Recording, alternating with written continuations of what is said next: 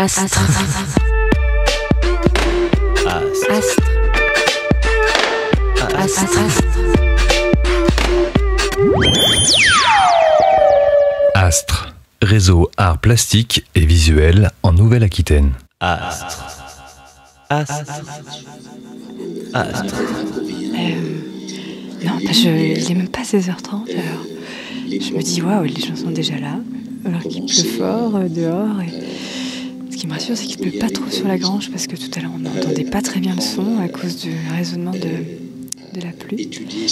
Non, je suis très contente parce que c'est un vrai gros projet. Je crois que c'est le projet le plus important et total que j'ai fait jusqu'à maintenant, tu vois, de ce projet radiophonique Amour, Gloire et Forêt jusqu'au mobilier qui sont en lien avec cet atelier sur l'imaginaire et cette vidéo qui nous permet de traverser la forêt et de définir la forêt par ses couleurs qui sont beaucoup plus complexes que ce qu'on pense.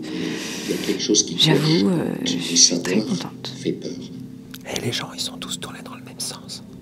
Oui, alors les gens sont tous en train de regarder la vidéo qui a l'air complètement hypnotique, alors qu'en effet, pour moi, c'était plus des images subliminales comme ça que quelque chose à regarder.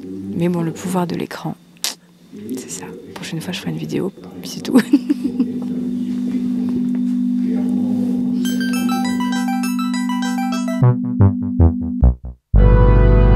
Amour, gloire Et forêt.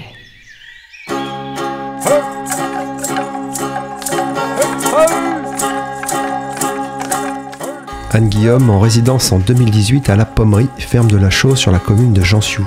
De cette résidence sortiront une exposition en souvenir d'un temps qu'il nous reste à inventer, visible pour les rassemblements des alternatives forestières et à la Pommerie jusqu'au 17 décembre. Et une émission radio de 11 épisodes, Amour, Gloire et Forêt. Au cours de cette chronique, vous entendrez des sons issus de l'exposition et de l'émission radio. Anne-Guillaume. En souvenir d'un temps qu'il nous reste à inventer, ça met en avant le on, c'est-à-dire le collectif, c'est-à-dire comme on voit voilà, dans le projet En souvenir d'un temps qu'il nous reste à inventer, il y a une centaine de contributeurs, je n'appelle pas ça des participants, je parle plutôt d'un art de coproduction que de contribution même, je dirais, ou de participatif, un art participatif. Non, c'est plutôt l'idée qu'on a tous co-construit ensemble ce projet. Donc en souvenir d'un temps qu'il nous reste à inventer, c'est vraiment l'idée que si on s'organise et qu'on travaille ensemble, peut-être on aura des visions plus justes sur notre rapport au monde et au vivant, qui est précisément ici la forêt.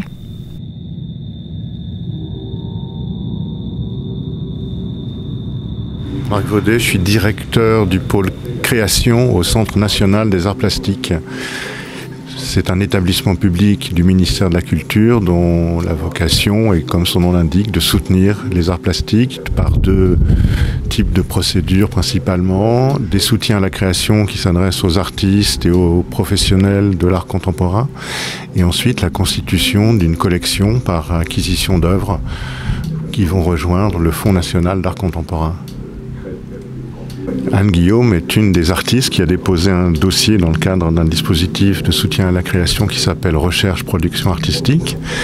Et son projet de recherche a été soutenu par une commission qui attribue chaque année une vingtaine de soutiens aux artistes, qui sont des soutiens financiers pour leur permettre de mener à bien un projet. Anne-Guillaume a été invitée à la Pommerie pour y montrer les suites du projet pour lequel nous l'avions aidé. Donc c'est un programme qui s'appelle Suite, comme son nom l'indique, et qui permet à des lieux d'art contemporain qui ne sont pas nécessairement des centres d'art institutionnels ou des musées d'art contemporain, mais plutôt des lieux émergents ou des lieux de recherche, des lieux qui sont souvent menés par des artistes, qui sont pilotés par des artistes, qui sont eux-mêmes commissaires d'exposition pour l'occasion, et qui accueillent et qui invitent des artistes que le CNAP a soutenus. C'est une sorte de partenariat entre ces lieux, le Centre national des arts plastiques et la DAGP, qui est aussi partenaire de ce projet. La DAGP, c'est un organisme qui perçoit les droits d'auteur sur les images des œuvres. Ce n'est pas exactement le projet que le CTAP avait soutenu, c'était un autre projet, mais qui est quasiment terminé. Et dans la suite de ce projet, qui était une résidence un peu à la fois anthropologique, ethnographique et artistique, sociologique également, Anne Guillaume a repris les bases du projet sur lequel nous l'avions aidé pour les développer ici, sur un nouveau territoire en lien avec la forêt. La restitution me paraît exemplaire, elle est à la fois plastique, elle est à la fois sensible et elle parle du territoire sur lequel elle est montrée aujourd'hui, c'est-à-dire celui du Limousin et de ses forêts et de ses arbres. Puisque nous sommes à la radio, ce qui me semble important dans le projet d'Anne Guillaume, c'est qu'il s'est développé sur, comme je l'ai déjà dit, sur différents échelons plastiques et sur principalement celui du son.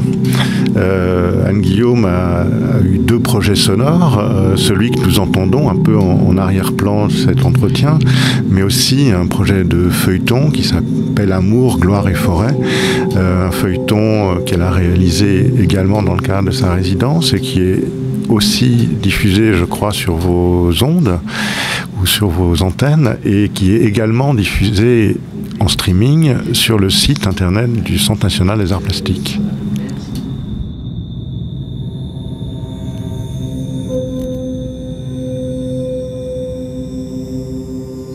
Je vis à Nice, dans une école d'art, aux Beaux-Arts de Nice. Et je travaille sur, de manière générale, je cherche toujours quelque chose de particulier, quelque chose qui est en manque de représentation, quelque chose qui est en déficit d'image. C'est-à-dire que là-bas, j'ai cherché un terrain, parce que je travaille toujours à partir du terrain. J'ai trouvé cet endroit qui est une île absolument magnifique, sur laquelle vivent des moines depuis le IVe siècle, ça s'appelle Saint-Honorat. Et en fait, si je me suis intéressée à cette île, c'est parce que en 1880, les Canois avaient fait une pétition pour que cette île ne soit pas construite comme toute la côte méditerranéenne, qu'on sait être complètement détruite par ces habitations. Et je me suis dit, c'est quand même fou qu'il y ait ce petit paradis en pleine Méditerranée. Donc je me suis intéressée à cette histoire et au fur et à mesure, je suis allée donc à la rencontre des moines. Il y a un projet de l'UNESCO, de la ville de Cannes, de vouloir classer au patrimoine mondial de l'UNESCO cette île. Donc ça crée aussi une controverse. J'aime la controverse parce que dans la controverse, il y a toujours des dizaines de parties qui se battent, qui se débattent. Et en fait, ce que j'aime, c'est le débat. Et là-bas, la controverse, c'est de mettre en avant le patrimoine culturel plutôt que le patrimoine naturel. Donc je me suis évidemment intéressée au patrimoine naturel puisqu'il avait été abandonné. Et donc avec les moines et leur bibliothèque, je travaille sur les représentations botaniques des moines du 7e siècle. C'est des manuscrits absolument merveilleux qui mettent en avant une botanique qui n'existe plus aujourd'hui. Donc voilà, c'est sur la préservation du patrimoine naturel et ce genre de choses. Ce qui m'a amenée ici, c'est que la pommerie m'a appelée, donc Ellie Kongs m'a appelée pour m'inviter à venir ici. Et de manière assez simple, je me suis rendu compte ici qu'il y avait un lien aussi avec le patrimoine naturel ici, qui étaient donc les forêts d'exploitation surtout, et les Douglas, les fameux Douglas. Et je me suis rendu compte que l'usage de la forêt sur Saint-Honorat était évidemment pas du tout le même usage que la forêt ici. Et de là, je suis partie sur la controverse de la forêt, ses usages et ses imaginaires dans le Limousin.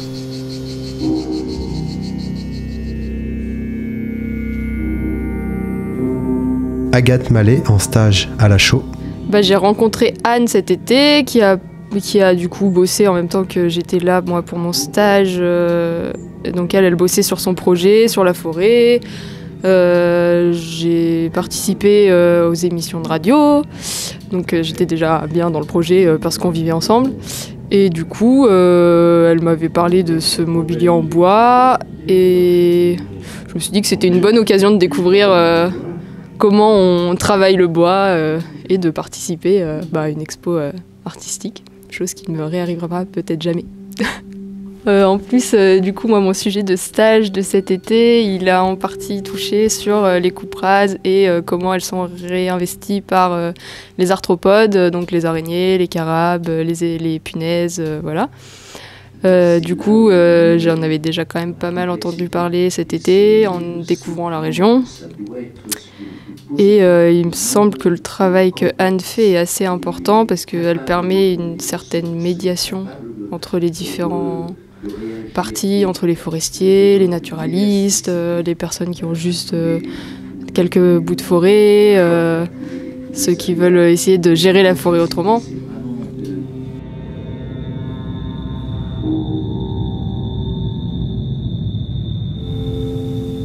Bonjour à tous, que vous soyez brindilles ou buissons, retrouvez tout de suite l'arbroscope de Vénus. Cette semaine sera celle de la vigne, bien sûr. Le raisin coule à flot et les vendanges vont bon train. Blanc ou rouge, l'important est de respecter la dose nécessaire. Cette semaine festive est idéale pour commencer une histoire. Tâchez simplement de vous en rappeler le lendemain. Quand je suis arrivée, donc j'ai passé effectivement peut-être un mois à essayer de rencontrer les uns et les autres. Je me suis aussi intéressée à la forêt et les femmes. Ça a l'air très innocent comme ça, mais c'est quoi la place des femmes dans la forêt aujourd'hui? Et donc j'ai rencontré Emeline Faure, qui est forestière, et qui était très généreuse aussi de ses connaissances, de son savoir, et puis de sa manière de vivre et de travailler avec la forêt. Et donc, elle m'a raconté ce qui se passait dans ces forêts et comment la forêt était intéressante aussi parce qu'à l'intérieur d'une forêt, on ne voit pas de barrières ou de frontières en fait entre les parcelles à l'intérieur d'une forêt même.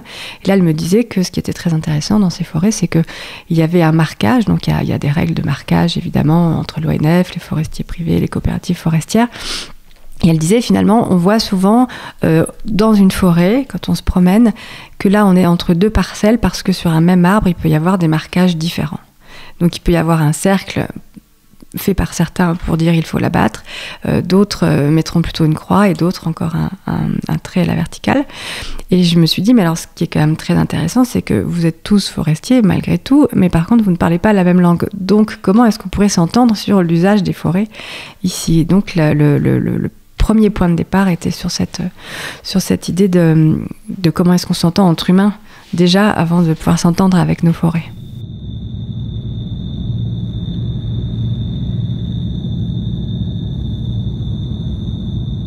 Elie Kongs, président de la Pommerie qui accueille Anne-Guillaume en résidence. Alors, on a invité Anne-Guillaume à la Pommerie dans un cadre un peu spécial, puisque c'est le CNAP, le Centre National des Arts Plastiques, qui est venu nous chercher afin qu'on proposait de participer à son programme qui s'appelle le programme Suite et qui suppose qu'ils choisissent un lieu.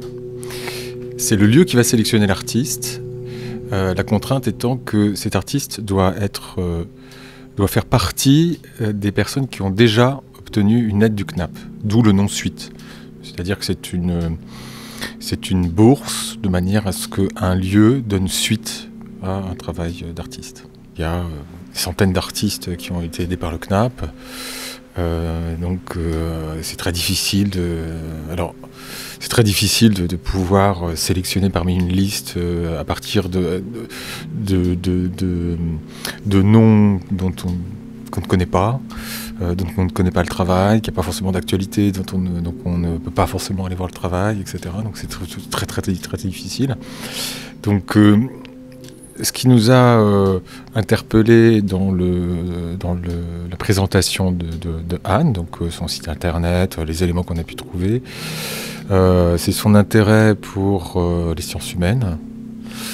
Les sciences humaines, pas simplement les sciences humaines, mais disons l'archéologie, donc une dimension anthropologique, et la façon dont elle propose. Donc, sa démarche artistique s'inscrit dans un travail situé. Elle pourrait parler de terrain, moi je parlerais plutôt de situation. Ce qui veut dire que l'œuvre va se construire, se constituer en situation. C'est pas exactement du in situ, par exemple, ce qu'on a là, c'est pas du in situ, au sens traditionnel de ce qu'on peut entendre dans le milieu des arts depuis quelques décennies. Non, c'est situé. C'est-à-dire que c'est être à l'écoute d'une situation sociale, environnementale, et proposer quelque chose en réponse à cette situation. La proposition d'Anne-Guillaume et de son travail situé, c'est pas exactement faire une exposition, c'est pas exactement faire une émission de radio, etc. Disons que tous ces éléments réunis doivent permettre de construire une sorte de sensible mise en partage. Et donc, ce sont des vecteurs. Et donc, il faut pouvoir saisir sa proposition dans son ensemble. Il y a une émission de radio. Dans cette émission de radio, c'est composé avec tout un ensemble d'invitations. Puis il y a l'idée de construire ces assises, de les fabriquer, de trouver les ressources nécessaires pour le faire. J'entends bois et travail. Et puis il y a l'idée de cette exposition, de ces nouveaux entretiens qui doivent faire partie de cette exposition. Et puis il y a l'idée que les éléments qui ont été fabriqués demeurent dans la région où ils ont été réalisés. Donc d'une certaine façon, ce moment d'exposition est un moment transitoire vers le fait que ces éléments qui sont en place dans la grange de la Chaux puissent être installés ailleurs. On est actuellement en discussion avec la mairie de Faux-la-Montagne dans l'idée de pouvoir installer ces assises à Faux. Et donc la proposition d'Anne-Guillaume va continuer à se dérouler tout au long de la saison 2018-2019, puisque très probablement on va être amené à organiser une réunion publique à Faux-la-Montagne pour expliquer quel est le sens d'installer ces sièges dans la commune. Et puis certainement on va être amené à aller visiter avec des habitants du village intéressés à l'endroit où on pourrait les installer. Et donc voilà, c'est un processus qui se poursuit.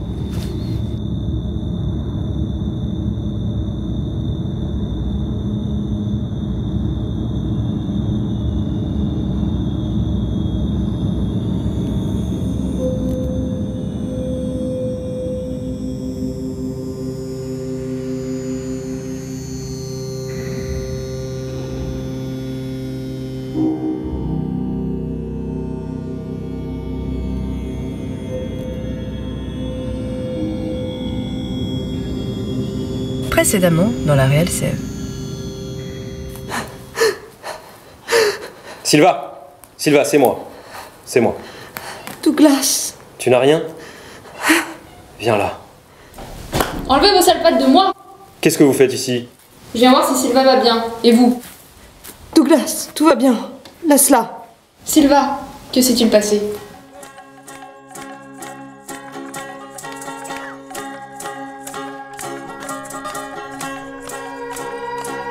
La forme que cette exposition prend, elle n'était pas du tout décidée au préalable, évidemment. Donc oui, je l'appelle exposition d'usage parce que en fait, les objets qui vont être exposés à la ferme de la Chaux le 10 novembre, c'est du mobilier.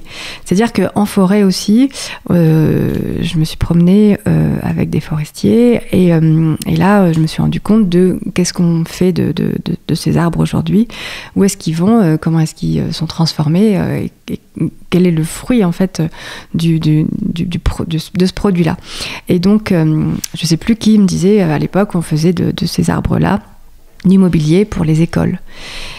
Donc j'ai pensé mobilier, ensuite il y avait ce marquage effectivement que Emeline m'avait soufflé, et puis il y a aussi quelqu'un qui me parlait de l'imaginaire des forêts, qui me disait moi finalement qu'on coupe une forêt, ça me fait le même effet que si on coupait un champ de blé. Alors voilà, donc en fait tout ça pour dire qu'en fait tous ces ingrédients là, en fait ça prend un certain temps pour tout d'un coup devenir quelque chose de formel. Et donc effectivement à la ferme de la Chaux, on va pouvoir voir donc du mobilier en Douglas qui c'est vraiment donc à la fois des sculptures et à la fois du mobilier sur lequel on peut s'asseoir. Donc ça reprend effectivement la forme de ces marquages qu'il y a sur ces arbres. Et donc c'est pour ça que j'appelle ça exposition d'usage, parce qu'à la fois c'est quelque chose qu'on peut utiliser, donc c'est un art utile puisqu'on l'utilise, et en même temps à chaque fin de résidence il faut faire une exposition, donc c'est d'usage de faire une exposition. Parce que j'aime remettre en question le format de l'exposition, chose assez difficile dans le monde de l'art contemporain. Vous avez un nouveau message.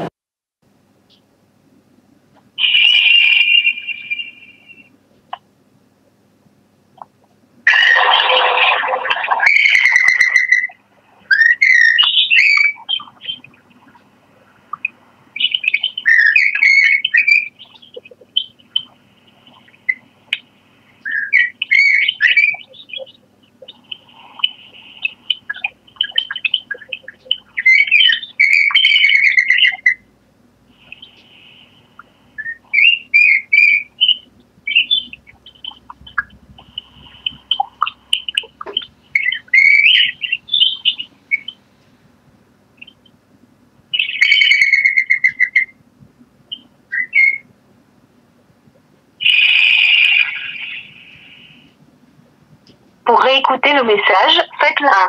Pour le sauvegarder. On a enregistré quelques personnalités sur la question de l'imaginaire, justement. L'idée étant que, à la fois, en fait, le 9 et le 10, au Rassemblement des alternatives forestières à Ligourd, il va y avoir un des mobiliers qui va être exposé là-bas, utilisé et exposé en même temps, d'où l'ambiguïté finalement de cette exposition d'usage, et en même temps donc à la ferme de la Chaux. À Ligourd, il va se passer autour et sur ce mobilier des questions, des conférences et des séminaires sur la question technique et très politique aussi de l'exploitation forestière et de l'usage de la forêt. Et donc à la ferme de la Chaux, parce que moi je ne connais pas évidemment et je n'ai absolument aucune légitimité de parler à cette place-là, à la ferme de la Chaux, je me suis imaginé que ces mobiliers pourraient accueillir plutôt cette fois des choses qui concernent l'imaginaire des forêts.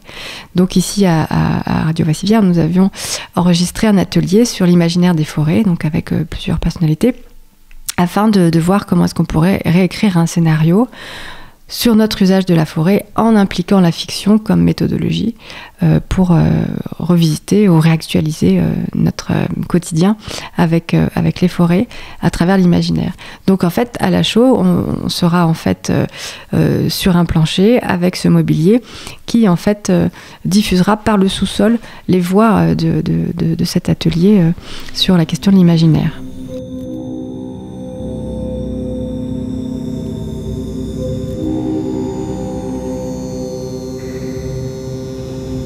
Benoît Delatonchant de l'atelier de menuiserie associatif à Toubois. J'ai fait ça dans l'idée de ce que propose à Toubois, donc d'accompagner des gens qui veulent réaliser des choses en bois. Donc Anne-Guillaume m'a expliqué son projet et moi j'ai cherché les solutions techniques pour que ça puisse se faire et puis après j'ai supervisé effectivement la réalisation. On était 3, 4, 5 ou 6 par moment donc pour faire ce petit travail-là. Qui s'apparente à de la charpente, mais avec de la finition, parce que c'est un truc qui est fait pour être beau, quoi. Sa demande, c'était de fabriquer des bancs en Douglas massifs, qui fassent la hauteur d'un banc, donc à peu près 40 cm de haut. Et donc au départ, elle voulait des éléments qui soient vraiment d'une seule pièce, mais comme c'était trop lourd à manipuler pour les préparer, on a fait en 2 épaisseurs de bois posées les unes sur les autres, donc avec des systèmes d'assemblage qui permettent de les tenir ensemble. Donc c'est des systèmes de queue d'aronde qui permettent de maintenir les morceaux de bois dans 2 directions en même temps, le principe de la queue d'aronde, et qui maintiennent ces morceaux de bois ensemble pour former. Alors il y a 4 modules qui ont été faits. Il y en a un qui est le plus grand, c'est un heptagone, donc à 7 côtés. Il y a un espèce de I, il y a un X et puis un triangle.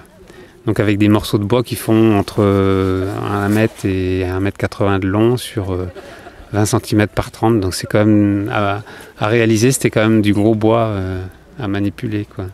Je pense qu'elle est très contente du résultat et ça s'est bien passé. Ouais. Elle a participé à sa mesure, à la réalisation.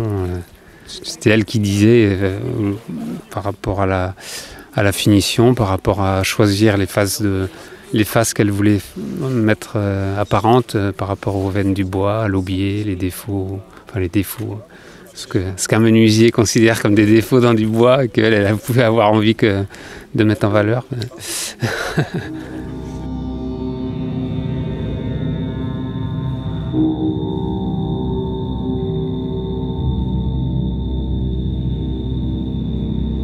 L'idée, c'est qu'ensuite, ces mobiliers circulent et puissent vraiment accueillir et se charger de tous les débats sur les forêts du coin. Donc, en fait, ceux de la ferme de la Chaux, on l'espère, pourra peut-être être donné à la mairie de Faux-la-Montagne.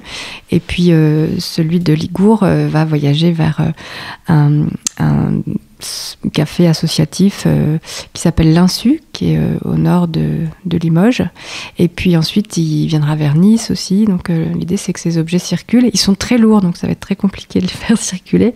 Mais l'idée, c'est qu'ils soient vraiment utilisés, qu'ils ne soient pas entreposés contre un mur ou servis pour un feu quand il fait froid dans le Limousin. C'est vraiment quelque chose qui doit être utilisé, ouais.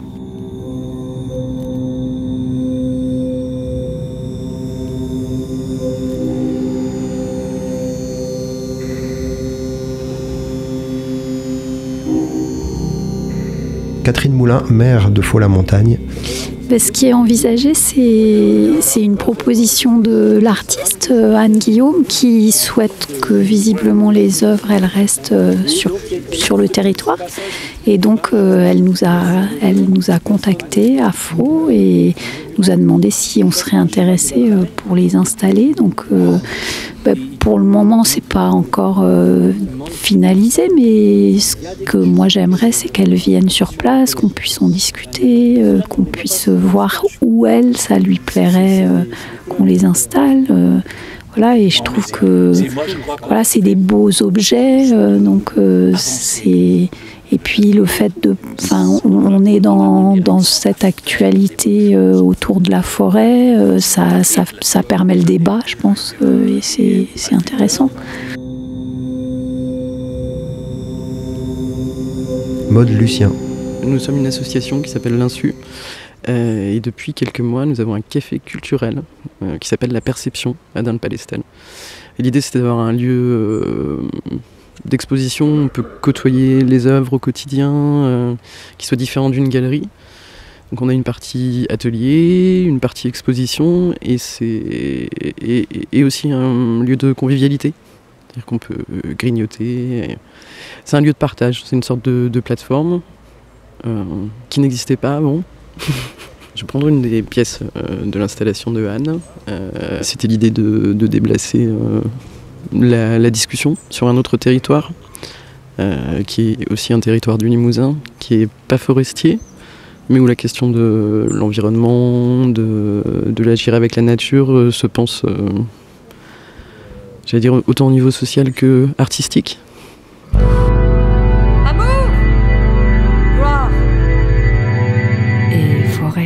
Ce format est le fruit d'un été passé sur la ferme de la Chaux. Comment est-ce qu'on pourrait l'appeler, une sorte d'enregistrement d'une enquête, entre enquête artistique et enquête sociologique aussi. Et mon travail, depuis toujours, commence par faire une enquête, c'est-à-dire aller à la rencontre des uns et des autres, et de comprendre quelle est la problématique liée à une communauté, un territoire, une forêt, qui est le cas ici. Et au fur et à mesure de mes rencontres, je me suis rendu compte que ce qui pouvait être intéressant, c'était effectivement d'enregistrer toutes ces interviews, toutes ces rencontres qui me permettent effectivement de faire émerger cette problématique publique afin de pouvoir travailler par la suite. Donc le projet radio est né d'un désir d'aller vers les uns et les autres, d'essayer de les faire parler de ce qu'ils pensent, de ce qu'ils sentent, de ce qu'ils voient à travers la forêt.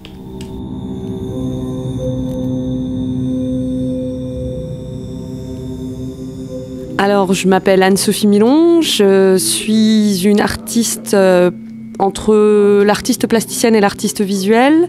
Je viens du monde du dessin animé à la base, et en fait, c'est en rencontrant les questions écologiques dans tout ce qu'elles comportent dans le monde des sciences humaines et des sciences dures que j'ai décidé de mettre au service mon savoir-faire de l'image animée et figée pour travailler ces questions-là autrement et surtout poser des nouvelles questions de représentation. Et actuellement, par exemple, je travaille sur un projet qui prendrait d'abord la forme d'une installation d'art pour après devenir un film, et autour de comment proposer une nouvelle représentation du dioxyde de carbone au-delà de son aspect moléculaire, et une boule noire et deux boules rouges, et son aspect courbe qui peut prendre des allures économiques ou scientifiques. Anne m'a demandé de l'accompagner sur ce projet qui était une création radiophonique. Et en fait, l'idée, c'était qu'on on réfléchisse toutes les deux et qu'on rebondisse pour trouver des idées qui pouvaient répondre à cette idée du thème amour, gloire et forêt autour d'une création radiophonique. Et donc c'était quel type de... Parce qu'il y a plusieurs formats au sein de ces 11 émissions de 25 minutes en moyenne.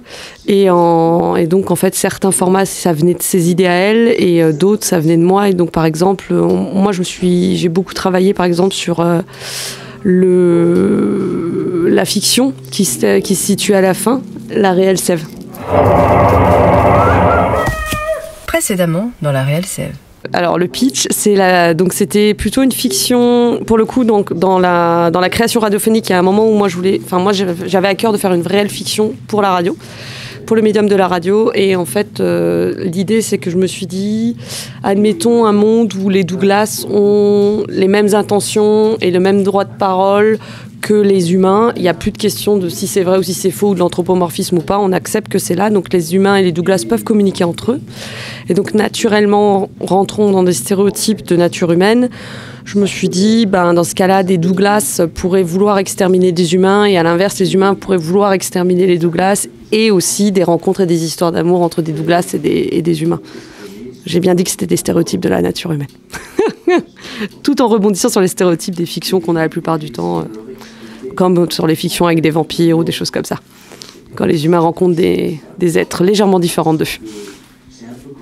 J'ai pas mal collaboré avec pas mal de gens, et avec Anne, c'est étonnant à quel point c'est fluide et ça se clique très très bien. C'est-à-dire qu'on n'a pas du tout les mêmes temporalités de travail. Anne est quelqu'un qui travaille très très vite, qui a l'idée qu'il faut qu'elle mette en application tout de suite, alors que moi je suis quelqu'un qui a des temporalités un peu plus longues. J'ai besoin de digérer l'idée ou de digérer de la recherche pour obtenir une idée. Et en fait, ça s'est très très bien combiné, et ce qui fait que on se lasse pas du tout. Quand Anne, sur certaines parties du projet de la création radiophonique saturait, je reprenais le relais, et à l'inverse. Et pareil, et par contre, sur la notion de partager des idées, et on est toutes les deux d'accord sur pas mal de fondamentaux dans le positionnement sur le monde de l'art, ou sur ce que c'est qu'introduire le médium de la radio dans ce monde-là. Et pour le coup, là, ça a été très très fluide. Très agréable de travailler avec Anne.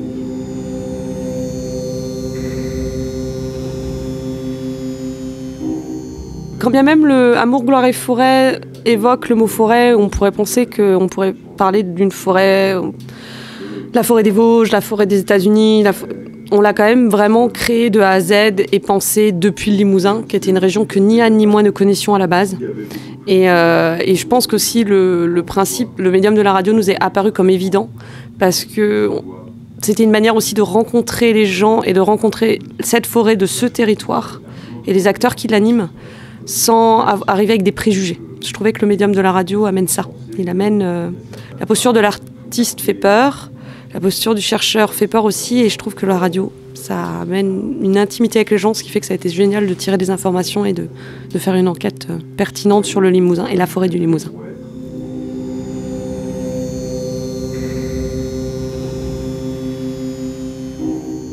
J'ai envie de parler de la place en fait de l'artiste, c'est-à-dire, je reviens un petit peu en avant, c'est-à-dire que quand je suis arrivée ici et que j'ai commencé à écouter tous les récits sur cette forêt-là précisément, évidemment mon idéal était plutôt d'écouter ou d'être d'accord avec telle ou telle personne, bien évidemment. Mais ce qui était intéressant, c'est pour ça que le projet radiophonique, ou finalement ce mobilier qui va permettre et qui va continuer à permettre aux gens de débattre, m'a permis de prendre parti d'une certaine manière, c'est-à-dire de pas choisir telle ou telle partie, mais de dire ok, je vais prendre parti en tant qu'artiste, parce que je ne suis qu'artiste, et de permettre que ce débat continue plutôt que de prendre parti d'un côté ou d'un autre, parce que finalement tous les récits sont passionnants, et ce qui est beau dans la controverse, c'est qu'il y a autant de personnalités qu'il y a de récits, et c'est ce qui fait toute la complexité en fait de cette histoire, de notre histoire.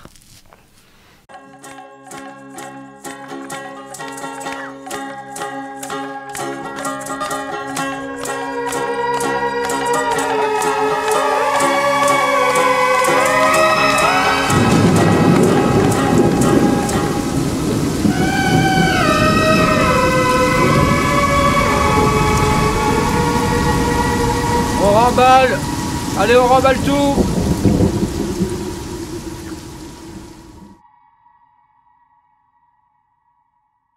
Oublie. Oublie-la. Oublie-la. Oublie. Oublie la peur, petit. Oublie-la. Oublie la peur, petit. Oublie la peur, petit chasseur. Petit chasseur, oublie-la. Oublie la peur, oublie-la. Oublie la peur, petit. Ton père est un soleil. Oublie la peur, petit chasseur. Ton père est un soleil noir. Ta peur est un soleil noir. Oublie-la. Oublie la peur, oublie la peur, petit chasseur. Petit chasseur, oublie-la. Ton père est un soleil noir. Oublie la peur, petit. La peur, ton père est ta peur. Oublie-la. Oublie la peur, petit chasseur. Oublie-la. Oublie la peur, petit chasseur. La forêt s'est égarée. Oublie la peur, petit chasseur. Et la forêt s'est égarée. La forêt s'est égarée. Oublie la peur, petit chasseur. Astre, réseau art plastique et visuel en Nouvelle-Aquitaine.